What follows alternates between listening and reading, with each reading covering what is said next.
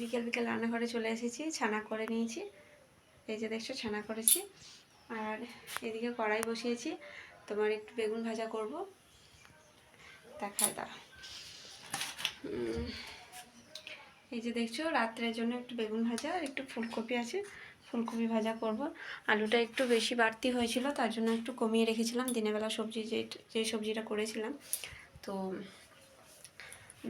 বেগুন ভাজা আর ফুলকপি ভাজা একটু করে দেবো, কারণ রাত্রে শুধু মাছের ঝোল রয়েছে আর সেরকম কিছু নেই, আর একটু টমেটোর চাটনি রয়েছে।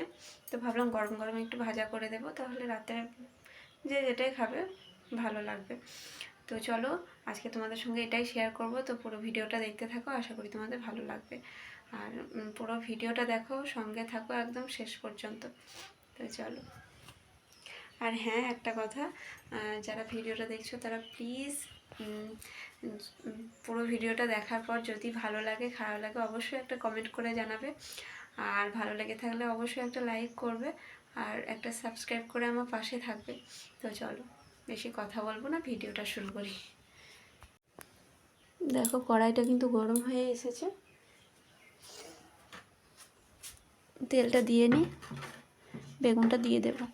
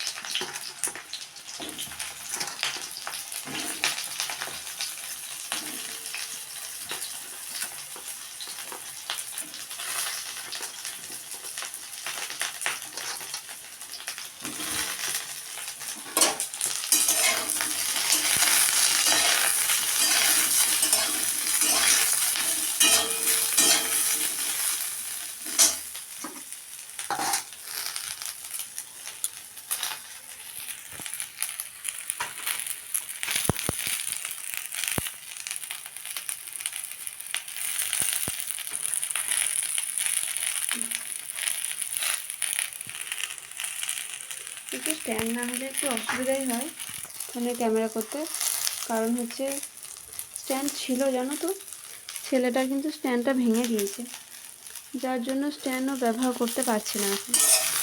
আর এমনি করে ভিডিও করতে একটু অসুবিধা হয়, খুবই অসুবিধা হয়, একটু না।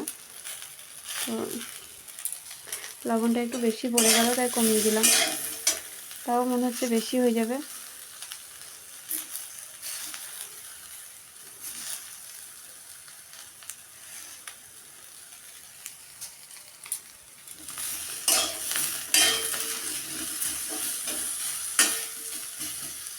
একটু হতে দিই,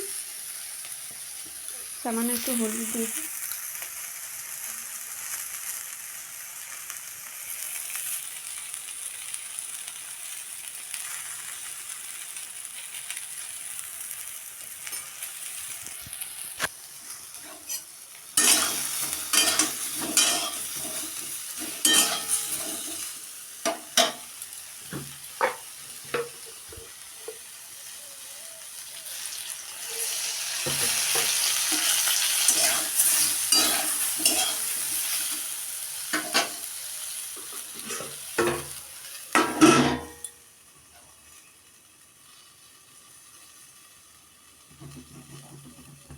একটু হোক ততক্ষণে আমি ময়দাটা মেখে রেখে দিই।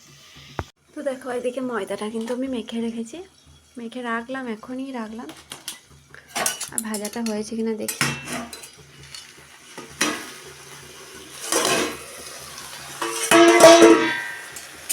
একবারে চলে যাবে, কী অবস্থা হয়েছে,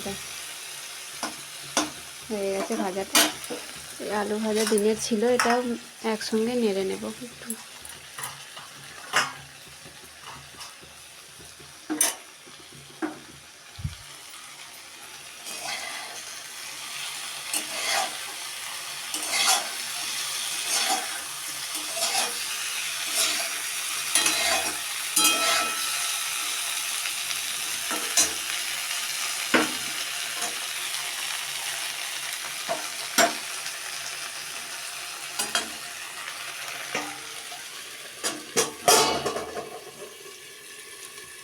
ঢাকা দেওয়া থাক।